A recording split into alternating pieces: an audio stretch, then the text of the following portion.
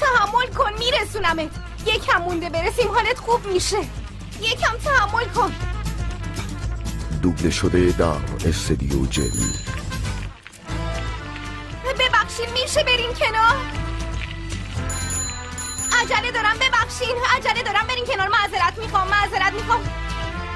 ببخشید معذرت. نوسل چی کار میکنی؟ مورد اورژانسیه. معذرت میخوام. برین کنار دیگه. کنار. اوه چی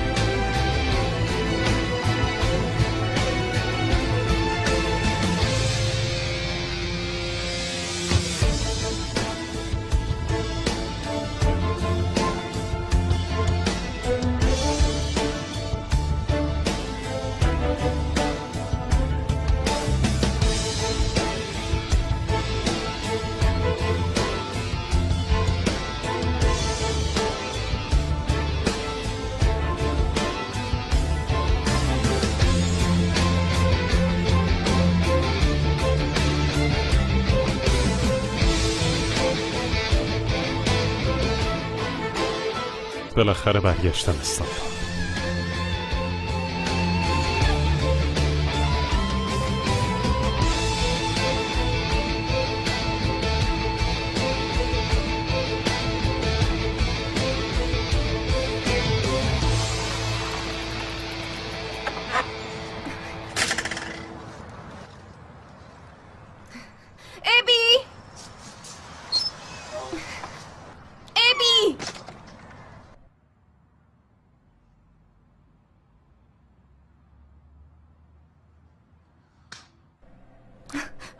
ابی وضعیتش چطوره؟ نکنه میمیره.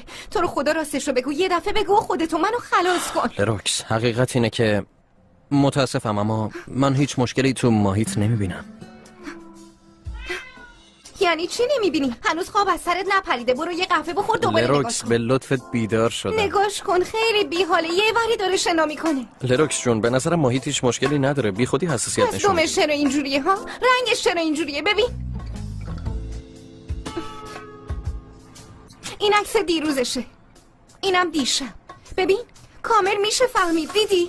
از قرمز پررنگ به نارنجی تبدیل شده. لروکس بازم من میگم هیچ مشکلی نمیبینم. رنگش هم به خاطر غذاشه. باور کن بی خودی حساسی. داری اشتباه میکنی. مشکلش معلومه که حاده. امروز رنگ دمش عوض شده. بعدش هم نوبت شناش میشه. بعدش هم ماهیمو از دست میدم. چیکار کنم من بدون چی میمیرم؟ قبل از جلسه ها همیشه اینجوری میشی. موقع تحویل پروژه ها که نگم برات.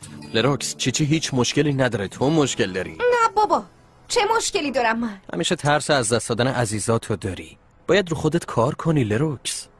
باشه خب چیچیو میندازیم دستشویی سیفونم میکشیم میذاریم بمیره. اینجوری ترسمو بذارم کنار؟ اتفاقای بد برای هر کسی ممکنه بیفته.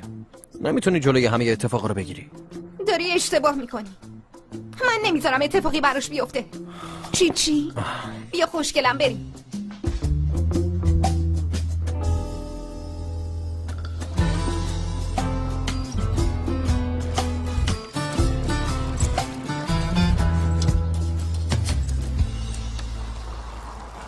بله دیگه اینجوری پدال بزنی معلومه زنجیر پاره میکنی. وای چقدر من احمقم. امروز روز معرفی رئیس جدیدمونه.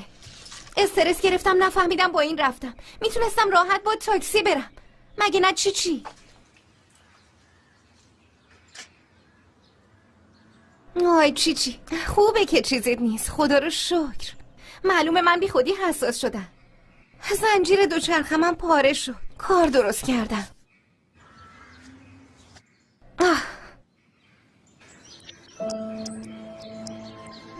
صبحتون بخیر آقای لاک پشت. صبونه‌ای که بهتون دادم خیلی با اشتها خوردی، حواسم بهت بودا. صبحت بخیر آدامس.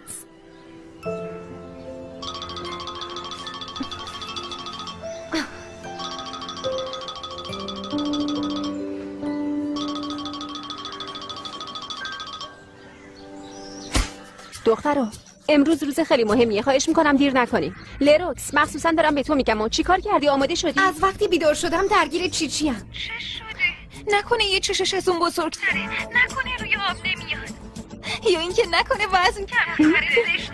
سلامتی شوخی بردار نیست، یه روز سر خودت هم میادا. حالا چیچیو بی خیال، دارم میگم امروز روز خیلی مهمیه، مدیر جدید رو میخوان معرفی کنن. وای مروه، شرکت دست بوراک بود، بازم مدیر خودشه. اینا همش الکی عزیز دلم. وای نمیدونم چرا زبون منو نمیفهمین شماها. دخترها حواستون به من باشه، یعنی براک میاد خودشو مدیر معرفی کنه؟ آره الو، میگم قرار مدیر گنده بیاد بجنبی. آقای کم که هیچ وقت شرکت نمیاد، یعنی ممکنه بیاد. دخترا من خودم 5 دقیقه، مروه جون تو دقیقاً 11 دقیقه وقت داری، لروکسم 20 دقیقه و 40 ثانیه. روزی که آقای اکرم میاد نباید دیر کنی. باشه کاری ندارین، فعلا خدافظ دختر. منم رفتم، خدافظ. بیا بریم چی.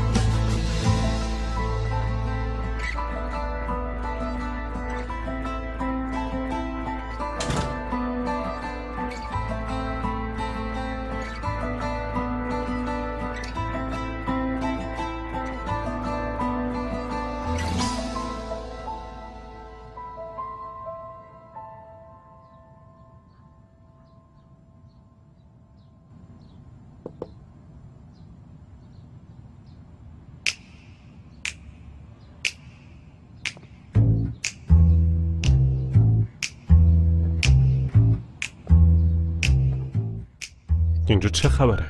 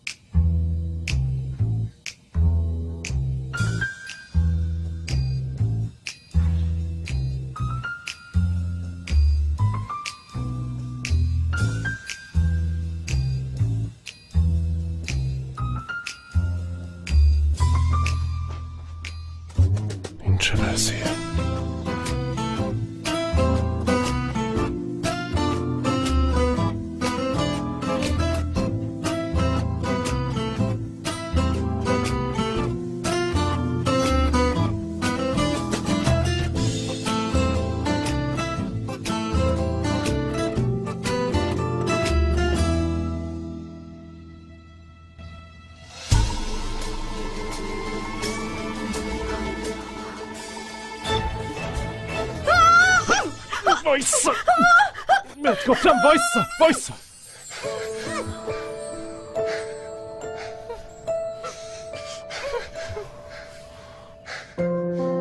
الان دستمو بر میدارم اما داد نمیزنی، فهمیدی؟ داد میزنی. کس دیگه هم هست؟ گفتم کس دیگه هم هست؟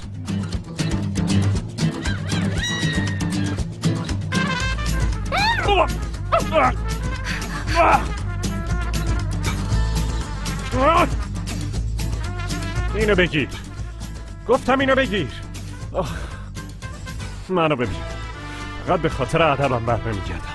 اگه بخوای کاری بکنی برات خیلی گرون تموم میشه.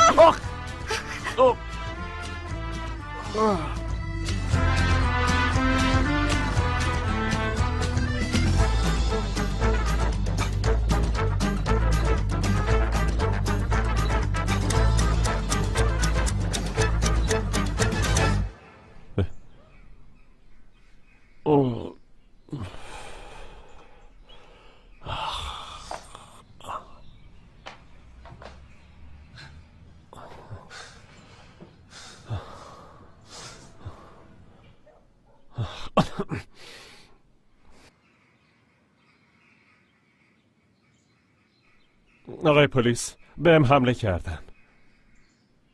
بله، تو خونه خودم. نمیدونم، خونم مدت‌ها خالی مونده بود، احتمالاً بی اجازه اومدن ساکن شدن. بله تا گرفتمش منو زد. بله؟ شما کی میتونین ماموراتونو بفرستین اینجا؟ چه صورت عملی؟ دستا بالا. یه لحظه. ببینین سوء تفاهم شده آقای پلیس. لطفاً اسلحه‌تونو بیارین پایین. من صاحبخونه هستم. من زنگ زدم. زنه منو زد و در رفت. اینقدر. موهاش هم مشکی و کوتاه. این خودشه. بگیرینش در. آقای پلیس، وقتی همون بودم خودش اومده تو. ممکنه چیزی دزدیده باشه. لطفاً دستگیرش کنید. دروغه، این زنه دروغ یعنی میگه. چی؟ به زور از دستش در رفتم. بگو چی دزدیدی؟ درست حرف بزن، بی تربیت. من لوازمای تو رو میخوام چیکار؟ حتما میری میفروشی به مالخر. من چه میدونم؟ منو ببین، هم اومدی تو خونم هم بی خودی بهم تهمت میزنی. مامورا هم اینجا هستن، راه فراری نداری. بی خودی تلاش نکن. ببینین چه حق به جانبه.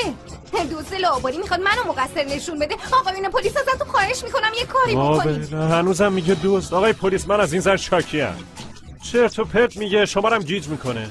ازتون خواهش میکنم این زن از خونم ببرید بیرون لطفا. من در اصل از تو شاکیم. ادای دیوونه ها رو در میاره که جرمش سنگین نشه. میگه خونه مال منه. بابا یکم آروم باشین. اینجا خونه کدومتونه؟ من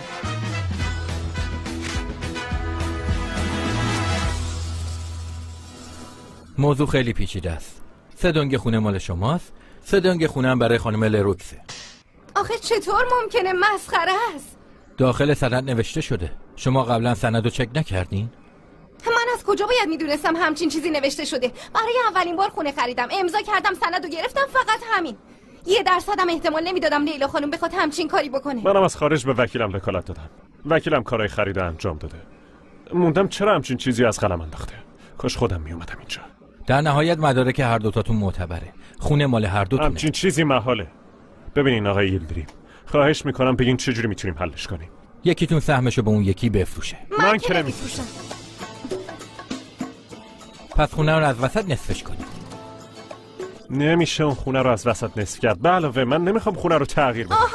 پس لطف کن برو یه جای دیگه خونه رو کامپلت بده به من. من خیلی منتظر موندم که اونجا رو بخرم. برای همینم جایی نمیرم. تو باید بری. با هم زندگی کنین. نمیشه. پس برای حل مشکلتون از طریق قضایی اقدام کنین. حدوداً خیلی طول میکشه. آره خب تا حکم نهایی قاضی صادر شه حدود 3 سالی فکر کنم طول میکشه.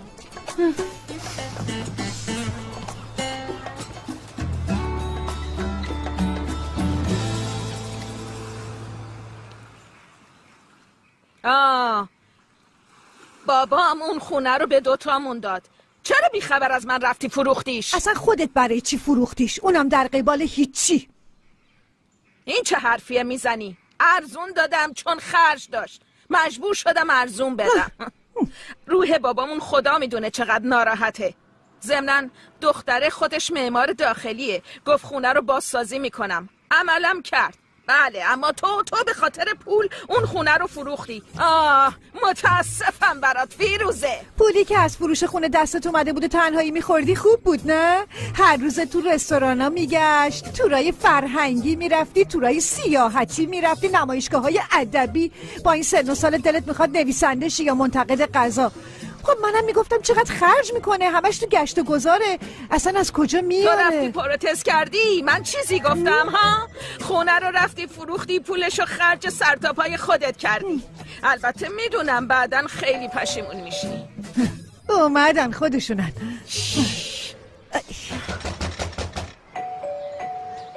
لیلا خانوم خونه این؟ لیلا خانوم خونه این؟ این خودشه، خونه رو به این فروختم. اینم همون پسر است که خونه رو ازم خریده. چی بهشون بگی؟ من نمیدونم. آرومتر، میخوای درو بشکنی؟ میبینی که خونه نیستم. حتی اونا هم نباشن من سند دستم دارم. 6 ماه جونم در اومد. این ورشو بساز اون ورشو تعمیر کن. اگه بخوای میتونی از لیلا خانم بپرسی خونه رو چجوری خریدن. من برای اون خونه زحمت کشیدم، میفهمی؟ زحمت. بی خود خرجش کردی، نتیجه عوض نمیشه. دوتامونم مالک هستیم. خب من چی کار کنم؟ وکیل خوب میگرفتی سرت هم اینجوری کلا نمیرفت. کلاه نرفته. اینجا بودم اینجوری نمیشد. شایدم اون زن فیروزه با وکیل دست به یکی کرده. دیگه چی؟ مگه خلافکارم؟ یکیشون وکیله، یکیشون هم سن و سالی ازش گذشته. وکیلم بی‌دقتی کرده. احتمالاً فیروزه خانمم یادش رفته بگه. من فیروزه میروزه نمیشناسم. صابخونه لیلا خانم، خونه‌شم به من فروخت. پس مال منه. نه خیر خانم، مال منه. باید خالیش کنی، فهمیدی؟ دیگه چی آقا؟ خونه رو خریدم. بعدش بازسازیش کردم. ساکن شدم. الانم بذارم برم آره؟ از این خبرا نیست. در ضمن به خاطر تو کارم دیل شده. دارم میرم خونم تا آماده بشم.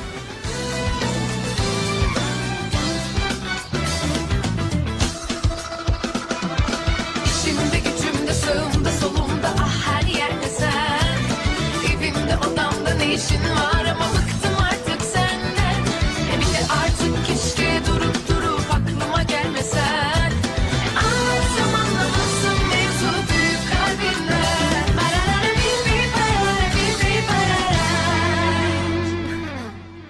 اول صبح سلام و صبح بخیرت کو؟ آی اوستا همینجوریش اعصابم خورده. تو دیگه بیخیال شو. داد نزن، مؤدب باش تا گردنتو نشکندم. عذر میخوام اوستا. صبح زیبا و دلانگیزت بخیر. بگو ببینم کی اول صبح حالتو گرفته؟ اسمشو بگو برم گردنشو بشکنم. اوستا بعداً مفصل بهت میگم، چون الان خیلی دیرم شده. با اجازت باید برم سر کار. آقا اکرم اومده؟ اوستا محرم.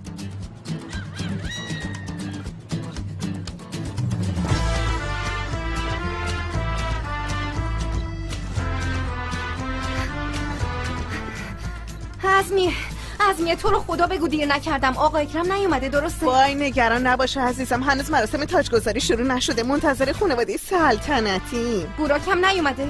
نه اون که همیشه سر وقت میاد. خیلی عجیبه. ولش کن بگذاریم. صبح بخیر لبوس. صبح بخیر.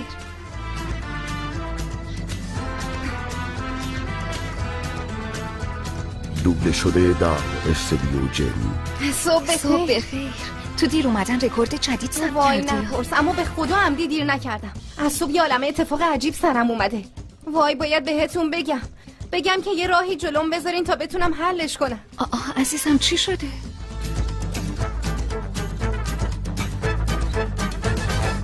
آقای فرخ میشه بیاین دفتر من؟ همین الان شنیدی؟ صبح بخیر بوراک. اومدی بوراک؟ مشکلی پیش اومده؟ نه برو به کارت برس. بوراک چی شده؟ لروکس جان عزیزم بعدن. فرخ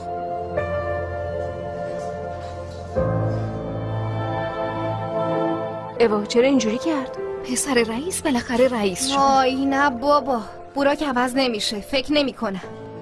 یه مشکلی پیش اومده اما چی؟ پس میفهمیم که فقط تو روزی تو بد شروع نکردی. چرا مگه چی شده؟ وای قضیهش خیلی مفصله. الانم بوراک اعصاب معصاب نداره. بعدن میگم باشه.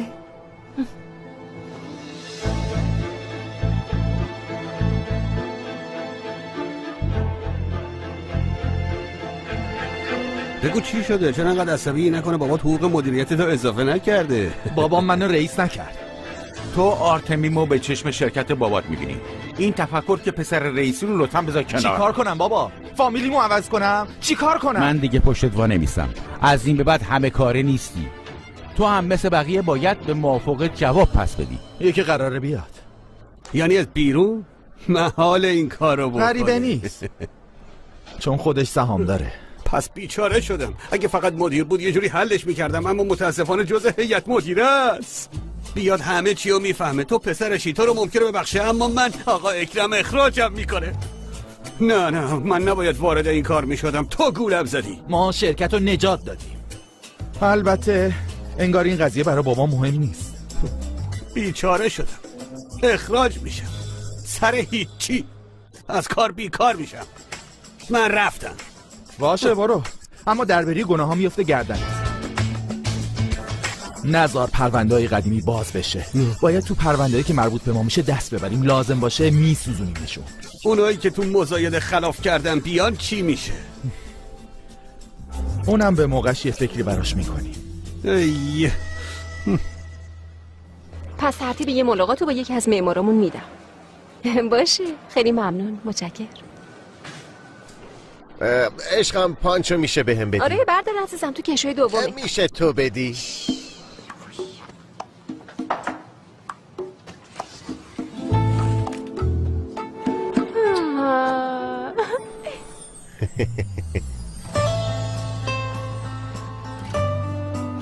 چطوره؟ سورپرایز شدی؟ برای خوشحال کردن من مجبوری قبلش عصبی میکنی آخه. خب عزیزم، برای اینکه بیشتر خوشحال بشی این کارو میکنم. دیوونه. امروز براک حوصله نداره، کارتو بکن. باشه.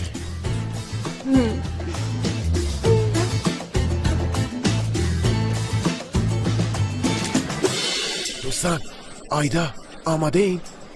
خوبه بچه ها. گلا با من کیک حلقه تو جیبته. برو. آره حلقه تو جیبم. موزیکم حل. فقط مونده ویدیو سپردمش به لروکس. ها ویدیو. یه لحظه وایسا، میخوای الان بیارمش. دیشب گذاشته بودم تو کیفم، صبح پیش اویمون. چی؟ ویدیو نداریم؟ بورا به هم نریز، من الان میگم ابی بیارتش. یه لحظه زودتر زنگ بزن لروکس.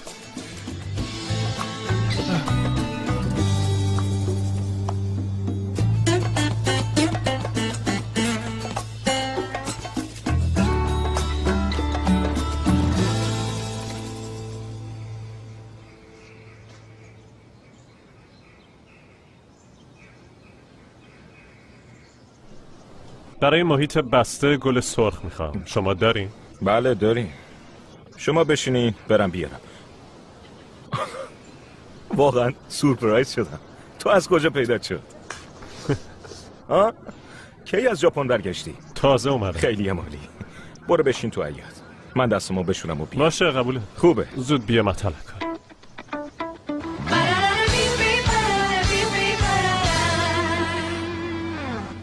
ورودی رو میخوام هلالی شکل کنم. اطرافش هم ستونای نو کلاسیک بزنیم. حواست کجاست؟ این چه کاری بود دردم گرفت. 3 ساعته دارم توضیح میدم، اگه گوش نمیدی ولش کن. یه لحظه مروه رو نگاه کردم، معذرت میخوام. نگاه نکن، حواستو به کار بده. حرفشو من میخورم. باشه دعوا نکن. لروکس، میخواستم نظرتو بدونم، ببینم چطوره که این مراسم رو عصری انجام بدیم. بعدش هم میگی بذاریم برای فردا. همه چی جوره، همت کن. بعدن ازم تشکر میکنی. حداقل بعد از غذا این کارو بکنیم، چون که مروه وقتی گوش نشه نمیشه نزدیکش رفت. راست میگی، پس بمونه برای بعد نهار. اما تا اون موقع مروه رو میبوسی میذاری کنار، به کارمون میرسیم. از طرفی هم فعلا ویدیو هم نداریم. این تبلته یعنی به موقع دستمون میرسه لروکس. کاش بازم زنگ بزنم. نگران نباش دیگه، ابی میارتش. اگه قبل اومدم به اینجا یادم میومد تبلتو جا گذاشتم میرفتم میآوردمش. اما به خاطر دک کردن اون یارو هوش و حواس برام نمون که. کیو داری میگی؟ گفت یورو، درسته؟ آره منم شنیدم. پس یعنی مرد خونش بوده؟ آره فکر کنم. یعنی اون کی بوده؟ نکنه براک بوده؟ چرت نگی، موقع نهار براتون تعریف میکنم، تحمل کنی. بچه ها نهارتون با من. آی اوستا جون، داشتی مسیجامو میخوندی؟ منم بال میخوام از نوع تندش. ضمناً فهمیدی موضوع چیه؟ به منم بگو.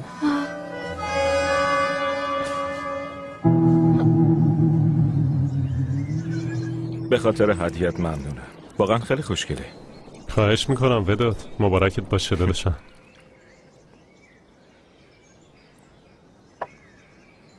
لطفاً بگو که داری شوخی میکنی. بگو که برای مسافرت اومدم. راستشو بخوای وداد، از خیلی وقت پیش میخواستم برگردم ترکیه. آرتمی من بهونه‌ای شد که راحت‌تر بتونم. آرتمی؟ دمیر اونجا به درد آدمی مثل تو نمیخوره. شرکتیه که امروز فرداست ورشکسته شه. همین پارسال داشت ورشکست میشد. البته معلومم نمیکنه تا کی اونجا دووم بیاره. آقا وداد، میبینم که اطلاعاتت کامله. چی فکر کردی؟ تمام معمارای داخلی این شهر با من کار میکنن. خسته که میشن میان اینجا. به بهونه یه خرید گل و گیاه میان که آروم بشن. منو ببین، هر سالی تو این شاخه کاری داشتی بیا ازم بپرس باشه. این که خیلی خوبه وداد. یه روز بیام ریزه‌کاریای رقبامون ازت بگیرم. بی خیال داداش، سر به سرم نذار. نگفتی حالا چرا آرتمی؟ حیف هنر و تجربت نیست اونجا بخوای هدرش بدی؟ من امید دارم که اونجا رو مثل روز اولش رونق بده. شوخی و بذار کنار، دارم جدی ازت میپرسم. همه میخوان باد کار کنن. تمام شرکت‌های بزرگ استانبول بهتریناشون همشون میخوان با تو کار کنن. دمیر، تو یه نقشه‌ای توی سرت داری، بگو چیه؟ من کار کردن تو اونجا رو با 3 شرط قبول کردم. فهمیدی؟ تنهایی، مسئولیت تام و بدون دخالت دیگران. که چی؟ به خاطر اینا ارزش داره آیندت رو تباه کنی؟ اگه مثل من فکر کنی میارزه. آره؟ نمیپرسم. میدونستم. کل دنیا رو گشتم اما آدمی مثل تو رو ندیدم. چرا؟ چون خوشت نمیاد سوال بپرسن. دقیقاً درسته. پسر یه تیفونه.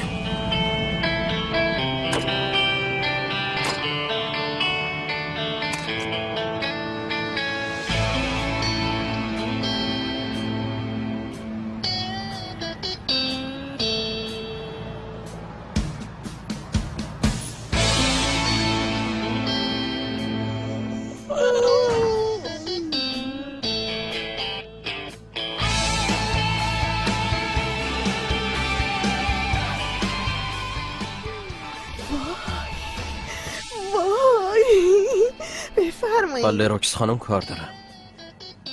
بله؟ لروکس خانم. اسمتون؟ ابی.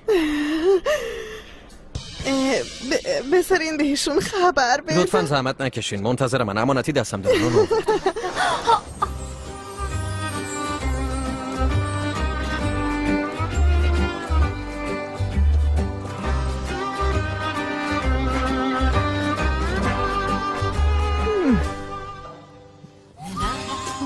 حالتون خوبه؟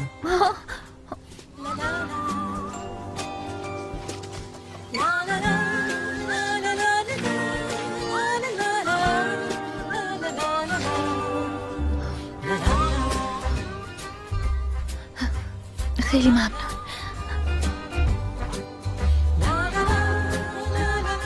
هیبی، درست به موقع اومدی. آوردیش؟ بیا بگیرش. واقعا یه دونه. بیا یه قهوه بخوری. باید برم کلینیک. ممنون. شما هم خسته نباشید. مراقب خودت باش.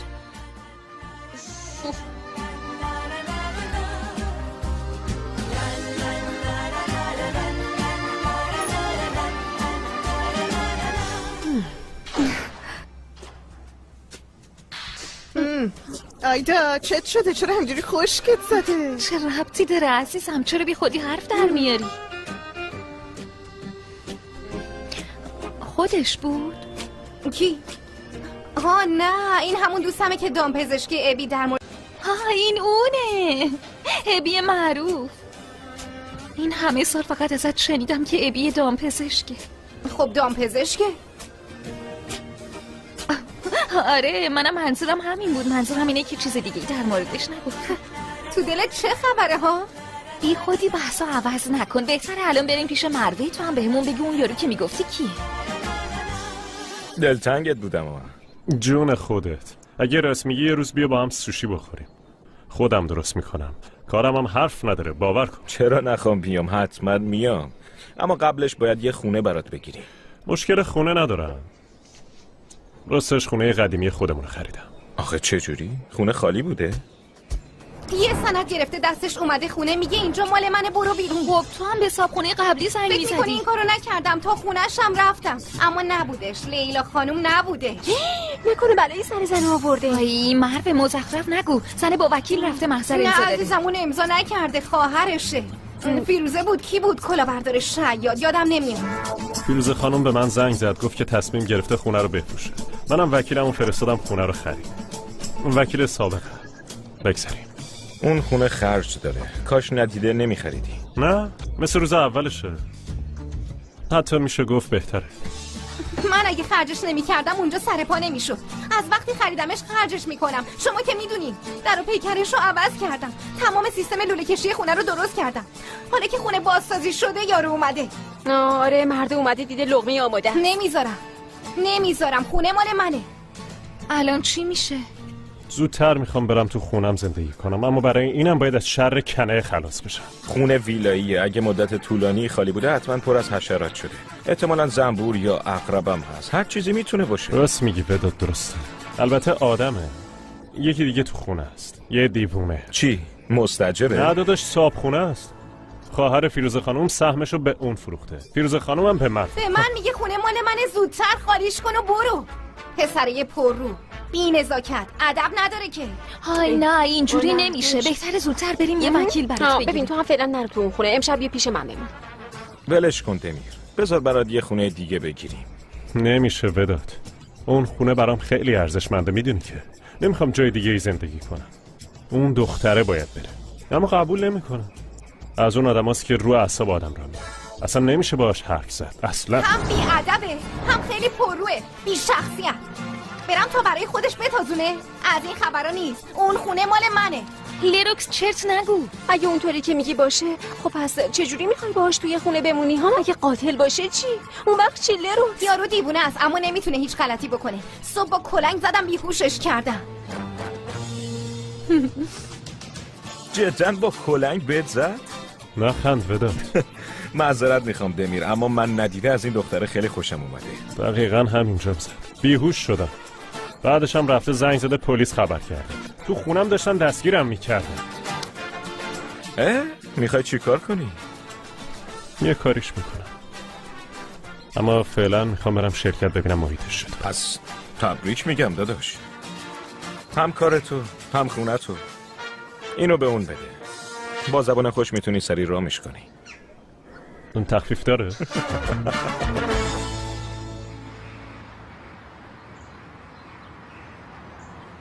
اونجا قلعه منه. اونجا چی هست. تو حیاتم لاک پشت هست. بازم آدامز هست. علاوه کارونوک هم هست. سگ محلت خیلی نازه، هر روز صبح میاد اونجا. آخه چجوری اینا رو بذارم برم توی آپارتمان زندگی کنم؟ باهاش می جنگم، در و دیوارا رو سیم خاردار میکشم، از سقف روغن داغ میریزم، جواب های هویه. باشه عزیزم، ما درکت میکنی. خب یعنی اون نمیتونه کاری بکنه. میدونی که تو هم سند معتبر دستت داری، درسته؟ بذاریم زمان بگذره، بعد آخرش به اوس محرم میگیم گردنشو بشکنه. آی دل درد دارم، نکنه غذا زیاد خوردی؟ من که یه دونه خوردم. راستش من همونم نخوردم. الکی همشو من خوردم؟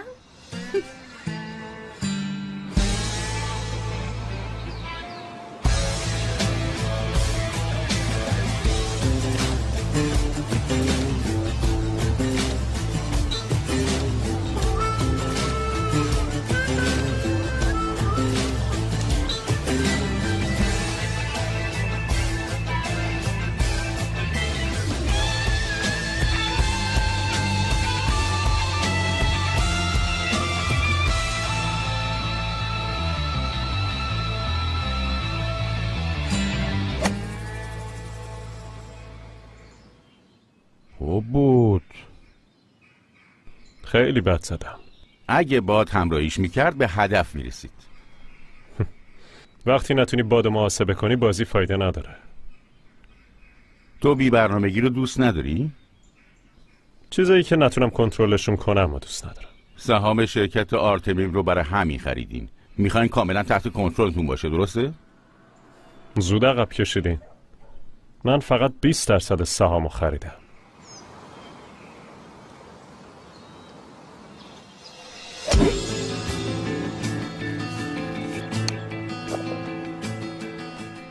آقا دمیر، شما آدمی نیستین که توی شرکت در حال ورشکستگی سرمایه گذاری کنه. برای همین صبر میکنم تا ببینم چی کار میکنی. مطمئن باشین زیاد منتظر نمیمونی. البته اگه بتونین یه کاری رو انجام بدین. چه کاری؟ هم شما و هم هیئت مدیره به تمام تصمیمات من احترام بذارین. بعد از یه سال اگه موفق شدم دوباره سود میکنین. اگه نتونی؟ خب راستش اون وقت هیچی از دست نمیدیم. میدونین که آرتمیم در حال ورشکستگیه. بریم شرکت؟ تو این روز زیبا نمیخوام بکشمتون تا اونجا. واقعا نیاز به تشریفات نیست. میخوام خودم با پرسنل آشنا بشم. باشه. اگه اینجوریه موفق باشی. خیلی ممنون. آماده ایش رو میکنی؟ لروکس از استرس دست و پام یخ کرده. نگاه، دست و پام یخه. گلومم خوش شده. توفمم نمیتونم قورت بدم. میبینی؟ خوش شده. نمیتونم لروکس، نمیتونم. به خدا تو بگو. تو بهش بگو ها. تو رو خدا. معلوم هست چی داری میگی؟ تو باید خودت بگی. باشه از پسش برمیایی. میتونی. خب دوستان، برای تمرین رونمایی از پروژه بفرمایین اتاق جلسه. بیایید.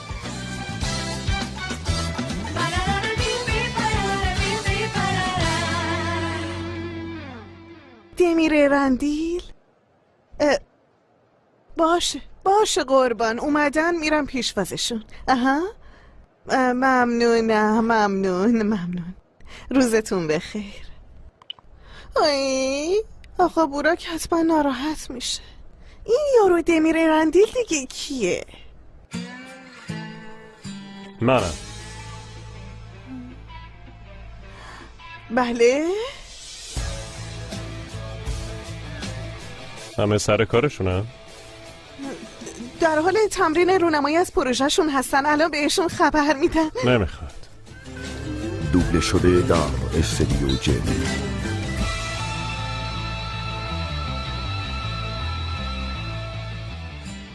من برای خیلی تو این شرکت خونه طراحی کردم و همیشه موقع طراحیشون خودمون دوتا رو داخلشون تصور میکردم، چون که وقتی اسم خونه میاد صورت تو یه دفعه میاد جلوی چشم. هر کی از در شرکت میاد تو زندگی شخصیش رو پشت در میذاره. از خدامه، اما روبرومی. اونو چیکار کنم؟ فکرتون رو بدیم به کارتون.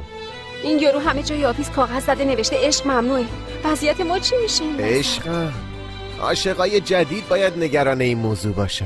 متاسفانه این قانون در مورد ازدواجم صدق میکنه. من نمیخوام تو شرکت با مشکلات عشق و ازدواج سر کله بزنم. هر دوتاش بهره‌وری و کاهش میدن. این پولم برداری، خودتون تو هتل بمونی. اون خونه مال منه. ببین نگاه کن،